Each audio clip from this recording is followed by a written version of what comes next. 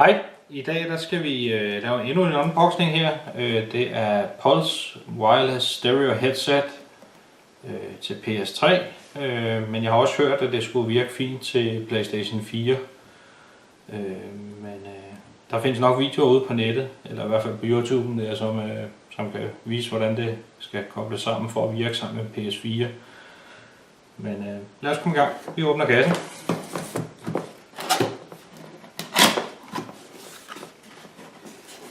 Og inde i kassen, der ligger en anden æske her, kan jeg sige. Det er nærmest en form for noget pap. Og bum. Så lad os se. Og hvis der er nogen, der vil se, hvordan kassen ser ud, så kan vi lige sætte den op mod kameraet. Den ser sådan her ud. Men lad os komme videre med unboxing her. Først ind i der ligger en manual til headsettet her. Til PS3 står der på, men det skulle som sagt også virke til en PS4. Efter jeg har set på nettet og på YouTube der. Men der er helt sikkert videoer, vi kan finde om det. Men lad os komme videre. Indeni der ligger her. Først har vi, hvad har vi her? Der er en adapter her, kan jeg se. Det er en jackstick adapter. Jeg tror faktisk det er, hvis man løber tør for strøm, at så kan man hooke det op til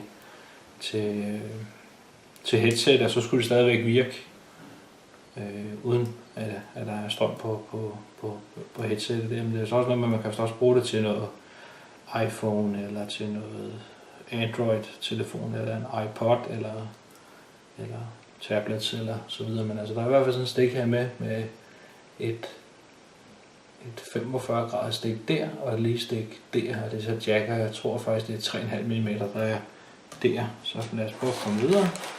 Og skal vi se, det ligger noget her, vi tager den her først. Og her har vi så selve den wireless adapteren, der skal hookes ind til enten din PlayStation 3 eller din PlayStation 4, og den ser sådan her ud. Og der er så USB-stikket, den bare skal hookes op, og så skulle det via enten PlayStation 3 eller PlayStation 4 være muligt at styre headsetet via PlayStation i hvert fald. Og der er så også her på siden, kan man se her, der er, hvis man kan se, der er et lille bitte jackstick. Det vil så sige, hvis man for eksempel vil hooke det op til sit fjernsyn, for eksempel, så skulle det også kunne lade sig gøre at køre wireless, men så er det jo sådan noget med, så virker PlayStation delen ikke, så virker det kun som om, at den tror, der er hooket et stik op der til det lille jackstick der. Så, men lad os komme videre. Så kommer vi til selve headsettet her, så vi kan til side der. Lad os prøve at få det åbnet. Kigge.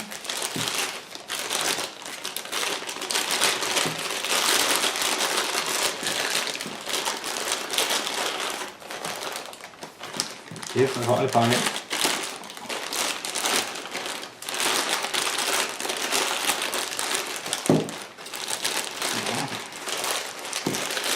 Sådan her. Det ligger så sådan en aflang pose her. Der kommer en lang aflang pose. Og her har vi så selve headsetet.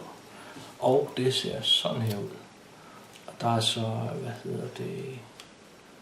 der skulle være noget med noget rumble-funktion i det, så det virker som om, at ligesom der er rumble i controlleren til en Xbox 360 og en PlayStation 3, og der er der også både til Xbox One og til PS4 er der også rumble i controlleren, og sådan her ser headsetet ud, og ser sådan ud på siden.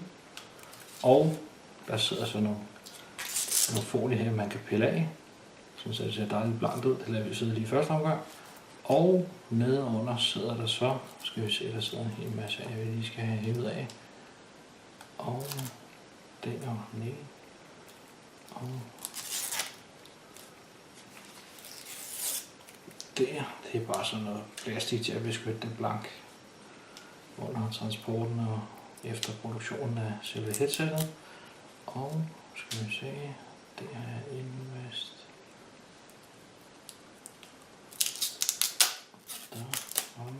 Sådan der. Så kan man så se hernede under, der er så USB-stikke her, der sidder dernede, hvis man kan se det. Der sidder en lille bitte USB-stik cirka der, og det er så til at oplade selve headsettet, når det skal lades op der efterhånden, som strømmen bliver brugt og så videre. Det skal nok, jeg har personligt en regel om, at jeg siger, at jeg plejer at give det 10 timer første gang, for at være sikker på, at batteriet ligesom er kommet ordentligt i gang, men altså, det er jo så et spørgsmål om smag og behag, kan man sige, fordi det er måske ikke alle, som er enige med mig i det. Og kan vi se her, der er master volume her, den sidder der. En slider, man kan skubbe frem og tilbage her, der. En slider der sidder der, og så står der power on off, den sidder der. En power knap, det er også en slider. Og så er der så, man kan bestemme hvor meget chat volume man vil have, og hvor meget sound volume. Der kan man ligesom justere og så sige, at jeg vil have væsentligt mere på lyden på selve spillet, end jeg vil have selve chatdelen. Og på den anden side, der sidder en, hvad står der der? Der står Bass Impact, står der der. Det er det med det, jeg snakker med det rumble. Der sidder også en slider her. Der. Der kan man så justere, hvor meget basseffekt man vil have, eller hvad man skal kalde det, i forhold til hvor meget rumble, som man nok bedst kan sammenligne det med, hvis man skulle sammenligne det med noget i forhold til konsollerne. Og så sidder der en mode-knap der. Og det er jo sådan noget med, at man kan sætte forskellige modes på i forhold til, hvad type spil man spiller og sådan noget for eksempel. Og så er der noget, der hedder en VSS on. Det er vist noget at gøre med... det kan jeg sgu ikke huske, det må jeg erkende. Det kan jeg ikke huske, hvad det var, jeg læste om det. Men det er vist også noget at gøre med, at man kan slå noget fra, som jeg ikke lige helt tør at sige. Og selve headsetet kan justeres her i selve båndet her. En head adjustment her. Der kan man så se, der kan man så rykke ud af den her. Så prøver jeg at tage det på en gang for at se, hvordan det sidder. Lige fra starten af, eller...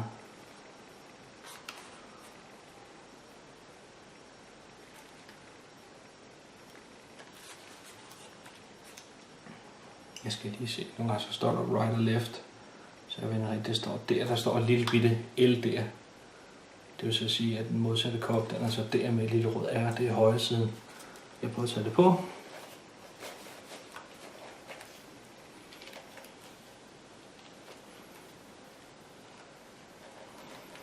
Det føles faktisk meget godt at have på. Det skulle også være behageligt at have på i længere tid ad gangen. Hvis man har lange gaming-sektioner der. Og hvis man så kigger her inde i, så man kan se inde i selve ørekoppen der, der er det så lavet sådan, så den er skrå. Det vil så sige, at ens øre det kommer længere ind der, hvor mange headsets, der er et stykke her, det er bare lige. Og det er så nogle gange et problem, fordi så føles det ubehageligt på ørerne, fordi det klemmer lidt på ørerne. Men der skulle det her så, eftersom den, det er lidt svært at se måske, men den er ligesom skrå inde i selve earkoppen. Og det er så, det skulle gøre det mere behageligt at have på, så ikke det klemmer på ens øre. Det kan godt være ret ubehageligt, det bliver temmelig varmt på ørerne gennem længere gaming-sektioner, som sagt, og så kan det godt være lidt irriterende der, men førstehåndsindtrykket, det er, at jeg synes, det ser sgu lækkert nok ud. Men altså, man kan læse, som sagt, hvis man kigger på YouTube, der, så kan man se mange andre YouTubere, der har anmeldt det, og de fleste af dem er faktisk forholdsvis tilfredse med det. Og jeg mener, at batteritiden skulle cirka være mellem 6 til 8 timer, så vidt jeg kan huske, hvad jeg har set og læst sådan. Så det var unboxingen for i dag. Kan I det godt? Hej.